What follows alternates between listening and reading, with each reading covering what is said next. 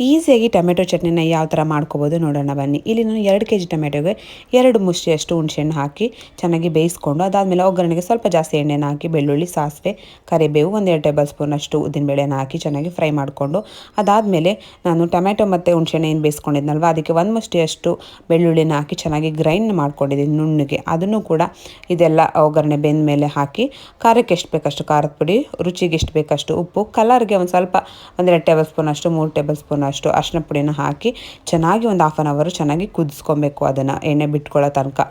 ಇದಂತೂ ಅನ್ನಕ್ಕಂತೂ ಬಿಸಿ ಅನ್ನಕ್ಕೆ ಸ್ವಲ್ಪ ತುಪ್ಪನ ಹಾಕಿ ತಿಂದರೆ ತುಂಬಾ ಟೇಸ್ಟಿಯಾಗಿರುತ್ತೆ. ಚಪಾತಿ, ದೋಸೆ, ಇಡ್ಲಿ ಪ್ರತಿಯೊಂದಕ್ಕೂ ತುಂಬಾ ಟೇಸ್ಟಿಯಾಗಿರುತ್ತೆ. ಎಲ್ಲಾದರೂ ಆಚೆ ಹೋಗೋದಿದ್ರೂ ಕೂಡ ಒಂದು ಬಾಕ್ಸ್ಗೆ ಕಟ್ಕೊಂಡು ಹೋಗ್ಬೋದು. ತುಂಬಾ ಈಸಿಯಾಗಿ ಮಾಡ್ಕೊಬೋದು.